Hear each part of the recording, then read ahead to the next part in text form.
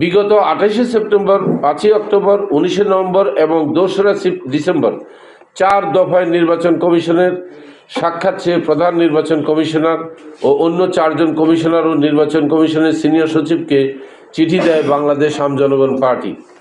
এছাড়া নিবন্ধনের চূড়ান্ত সনদ চেয়ে গত ২৭শে নভেম্বর, ১৮ ও ২৪শে ডিসেম্বর ৩ দফায় সিনিয়র সচিব জনাব আক্তার আহমেদ এবং প্রধান নির্বাচন কমিশনার জনাব এএমএম নাসির উদ্দিনকে চিঠি দেওয়া হলেও তারা জবাব দেননি। এতে স্পষ্ট যে কোনো অদৃশ্য শক্তির প্রভাবে নির্বাচন কমিশন নীরব ভূমিকা পালন করছেন। আমরা আইনের প্রতি শ্রদ্ধাশীল থাকায় নির্বাচন কমিশন আমাদের হয়তো দুর্বল ভাবছেন। স্যান্ডেলিনা সো, রূপচর্চায় আভিজাত্য। গত 14 ডিসেম্বর নিবন্ধনের জটিলতা কাটাতে আমরা স্বরাষ্ট্র সচিব, স্বরাষ্ট্র উপদেষ্টা এবং মাননীয় প্রধান উপদেষ্টার কাছেও চিঠি দিয়েছি। বাংলাদেশ আম জনগণ পার্টি সারা দেশে ১২৭টি কার্যালয় সক্রিয় রেখে দলের কার্যক্রম পরিচালনা করছে। দলটির প্রায় ২৫,০০০ তালিকাভুক্ত সদস্য রয়েছে। সকল দালিলিক প্রমাণ ৫১,০০০ পৃষ্ঠার আবেদনপত্রের সাথে নির্বাচন কমিশনে যথাসময়ে জমা দেওয়া আছে। এত দলিলপত্র সাম্প্রতিক সময়ে কোনো নতুন দল জমা দিয়েছে বলে আমার জানা নেই। ত্রয়োদশ জাতীয় সংসদ নির্বাচনের তফসিল অনুযায়ী আর একদিন পরেই ২৯শে ডিসেম্বর মনোনয়নপত্র জমা দেওয়ার শেষ দিন। নির্বাচন কমিশনের অবহেলা ও স্বেচ্ছাচারিতার জন্য আম জনগণ পার্টি চূড়ান্ত নিবন্ধন সনদ না পাওয়ায় সংসদ নির্বাচনে অংশগ্রহণ অনিশ্চিত হয়ে পড়েছে। আমরা জাতীয় নির্বাচনে অংশ নিতে চাই। কোনো চাপের কাছে নতি স্বীকার না করে নিরপেক্ষ থেকে আজকালের মধ্যে বাংলাদেশ আম জনগণ পার্টিকে চূড়ান্ত নিবন্ধন সনদ দেওয়ার দাবি জানাচ্ছি।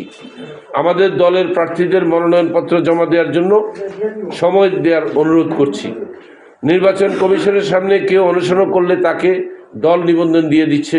দলের অস্তিত্ব না থাকলেও নানা চাপে নিবন্ধন দিতে শোনা যাচ্ছে।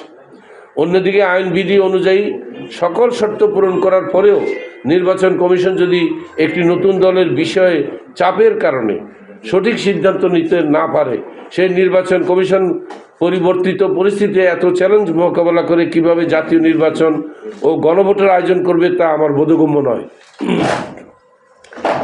সকল বিষয়ে সন্তুষ্ট হয়ে গণবিজ্ঞপ্তি জারির পর নির্বাচন কমিশনের আবারও অসন্তুষ্ট হওয়া, গোয়েন্দা সংস্থা দিয়ে তদন্ত করার সিদ্ধান্ত নেওয়া, কমিশনের সদস্যদের সিদ্ধান্তহীনতার প্রতিফলন, এছাড়া 2 দফায় নিজস্ব কর্মকর্তাদের মাধ্যমে তদন্ত করে সেসব প্রতিবেদন আমলে না নেওয়া বা সন্দেহ পোষণ করা নিজ কর্মকর্তাদের উপরে আস্থাহীনতার চরম বহিঃপ্রকাশ।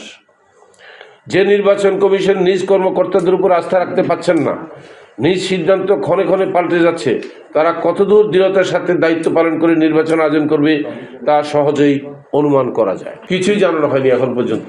আমরা সেই জন্য খুবই হতাশ। আজকের এই সংবাদ সম্মেলনটা আমরা জরুরি ভিত্তিতে করতে বাধ্য হয়েছি এই জন্য, কারণ আমরা কোনো উত্তর পাচ্ছি না। আমরা চিঠি দিয়েছি কিন্তু অনেকগুলো। আমরা বলতে গেলে প্রতি 24 ঘন্টা পর পর একটা চিঠি দিচ্ছি। আমাদেরকে জানান সমস্যা কি, আমাদেরকে জানান, আমরা দেখা করতে চাই। এমন অতীতে হয়নি। আমরা যখনও অতীতে কোনো চিঠি দিয়েছি আমাদেরকে ডেকে সাক্ষাৎ দেওয়ার জন্য, তখন কিন্তু আমরা 24 ঘন্টার মধ্যে সাক্ষাৎ পেয়েছি। এই প্রথম আমরা এই নীরবতা লক্ষ্য করছি। আমাদেরকে এখন পর্যন্ত অফিসে দাপ্তরিকভাবে কেউ দেয়নি, মৌখিকভাবে টুকটাক দিতে পারে আমাদের সংগঠকদেরকে জানিয়েছে, তারাও আমাকে জানিয়েছে, বাট ওগুলো খুব নির্ভরযোগ্য তথ্য নয় আর কি। অফিসিয়ালি কেউ এখনো আমাকে জানায়নি।